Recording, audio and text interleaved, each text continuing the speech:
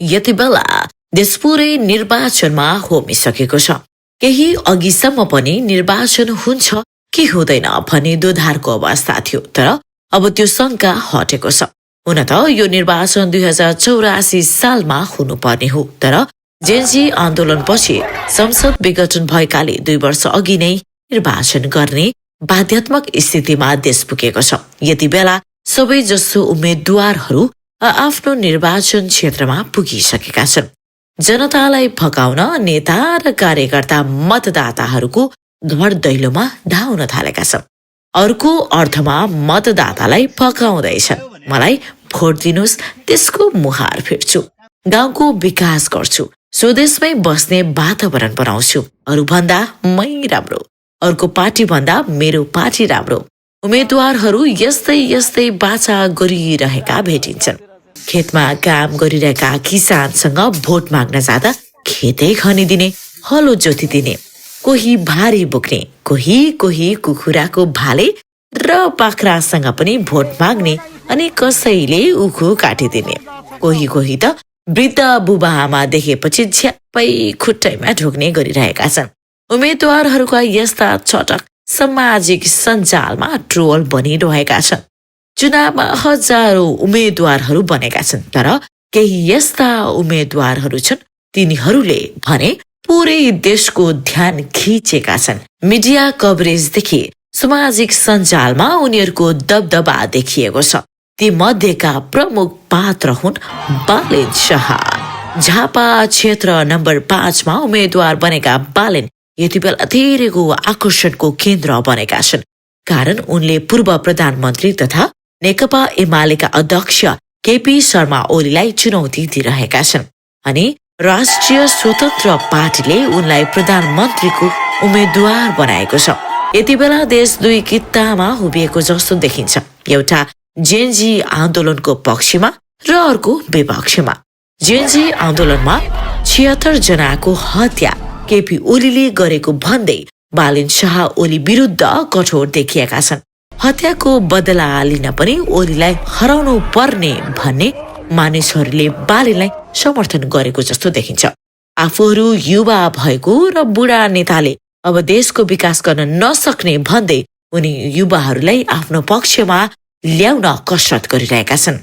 Kathmandu महानगरपालिकाको mayor भए पनि जनताको बीचमा कसै घुलमिल नभएका बालेनले सबैको ध्यान आफूतिर खिच्न सफल भएका छन्, किनभने धेरै मानिसले उनलाई अहिलेसम्म प्रत्यक्ष रूपमा देख्न पनि पाएका छैनन्। बालेन अहिले धेरैलाई कौतूहलताको पात्र बनेका छन्। बालेन जहाँ जान्छन् त्यहाँ मानिसहरूको ठुलो संख्या देखिन्छ।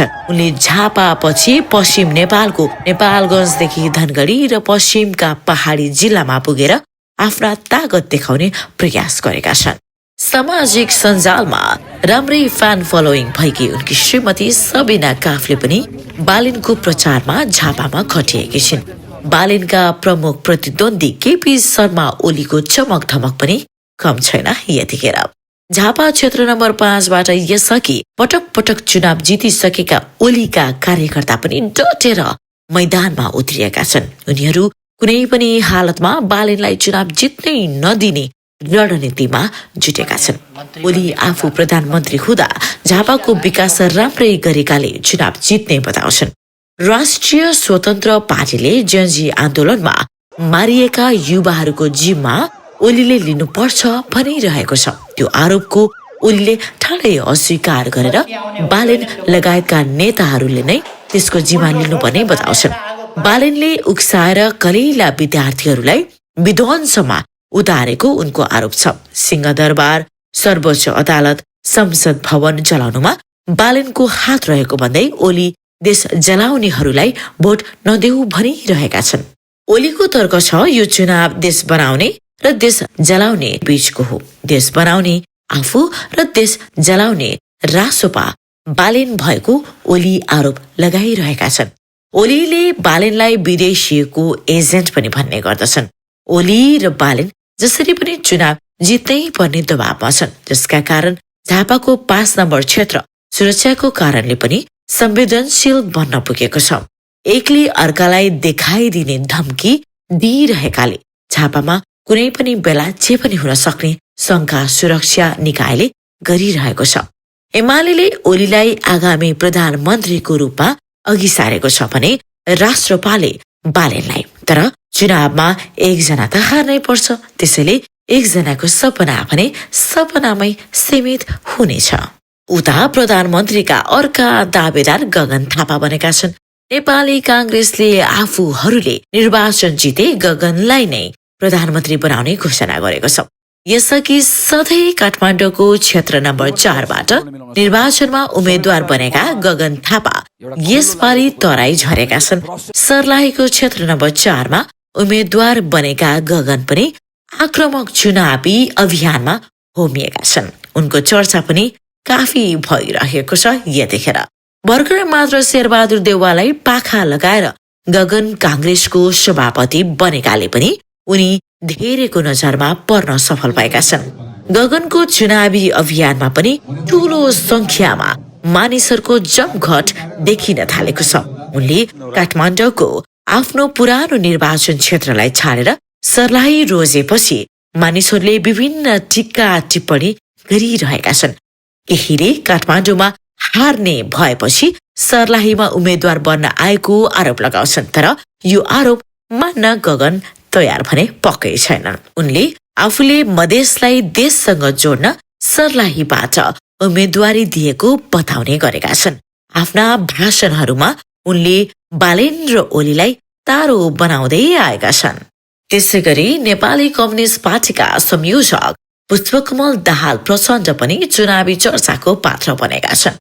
प्रचण्ड पनि आगामी प्रधानमन्त्रीको दौडमा देखिन्छन् यतिखेर। तर उनले ओली, बालेन र गगन जसरी आफूले मुखै फोरेर प्रधानमन्त्री मै हुन्छु भनेर भनेका भने पक्कै छैनन्। तर उनका पार्टी निर्वाचनमा पहिलो हुने र उनले चुनाव जिते प्रचण्ड नै प्रधानमन्त्री बन्नेछन्। यसअघि गोर्खा 2 बाट चुनाव जितेका प्रचण्ड यति बेला भने रुकुम पूर्वबाट उम्मेद्वार बनेका छन्। हरेक निर्वाचनमा आफ्नो पुरानो निर्वाचन क्षेत्र बदल्ने बानी यसपटक पनि प्रचण्डले देखाए। प्रचण्ड पनि पुरानो निर्वाचन क्षेत्रमा हार्ने डरले रुकुम पुगेको आरोप लागिरहेको छ। तर उनले यो आरोपको खण्डन गरिरहेका छन्। प्रचण्डले पनि कांग्रेस, रासोपा र एमालेका नेताहरूको कडा चुनौती सामना गर्नुपर्ने देखिन्छ। यी बाहेक अनि थुप्रै राजनीतिक हस्तीहरू यति बेला चुनावी चर्चाको पात्र बनेका छन्। जनताको सामु परीक्षामा खरो उत्रन पर्ने दबावमा यति बेला नेताहरू छन्। हरेक निर्वाचनमा जनताले नेताहरूबाट आश्वासन पाउने गर्दछन्। तर मुलुकको हितमा थोरै कम नेताहरूले मात्र काम गरेको देखिन्छ। त्यसैले जनताले पनि सही उम्मेद्वारलाई छान्न जरुरी छ। यतिखेर जाड, रक्सी र मासु भातको सामान्य लोभमा परेर सही विवेक प्रयोग गर्न नसक्ने हो भने देशको हालत फेरि पनि जस्ताको तस्तै रहने निश्चित छ। आज मुलुकमा नयाँ भनेका सबै राम्रा र पुराना भनेका सबै खराब या नराम्रा भन्ने जस्तो अवस्था बनाउन खोजिँदैछ। सबै नयाँ राम्रा नहुन सक्छन् अनि सबै पुराना खराब नहुन पनि सक्छन्। त्यसैले जनताले लहीमा लागेर मतदान गर्नुभन्दा वास्तविकता केलाएर मात्र भोट दिन जरुरी छ। यतिखेर यति बेला सामाजिक सञ्जाल चुनावी गतिविधिले रङ्गिएका छन्। आफूलाई मन परेका उम्मेद्वारलाई ताली अनि मन नपरेकालाई तथानामन गालीको वर्षा गर्ने खतरनाक रोगले देशलाई गाँजेको छ। यतिखेर कस्तै बढी छाडा गाली गर्न सक्छ भन्ने खालको प्रतिस्पर्धा देखिन थालेको छ। मिसइन्फर्मेसन र डिसइन्फर्मेसनबाट जोगिन मुस्किल छ। डिप फेकबाट विरोधीलाई तह लगाउन खोज्नेहरूको जमात बढ्दै गएको छ। यतिखेर यस्तो अवस्थामा मतदाताहरूलाई सही उम्मेद्वार को हो भनेर छुट्याउने सकस पर्ला जस्तो छ। सुरक्षाको चुनौती एकातिर छँदैछ भने सामाजिक सञ्जालको दुरुपयोगले झन् ठूलो समस्या सृजना गर्ने अवस्था बनेको छ। यसको लागि स्वयं मतदाता नै जागरुक बन्नुपर्छ। जे जस्तो भए पनि अहिलेका लागि निर्वाचनको विकल्प छैन। यदि जनताले यस पटक पनि राम्रालाई भन्दा हाम्रालाई चुनाव जिताए देश विकासको चाहना पूरा हुन सक्दैन। सही नेता छान्न जनताले सक्छन् या सक्दैनन् त्यसको लागि भने फागुन 21 कुर्नै पर्ने देखिन्छ।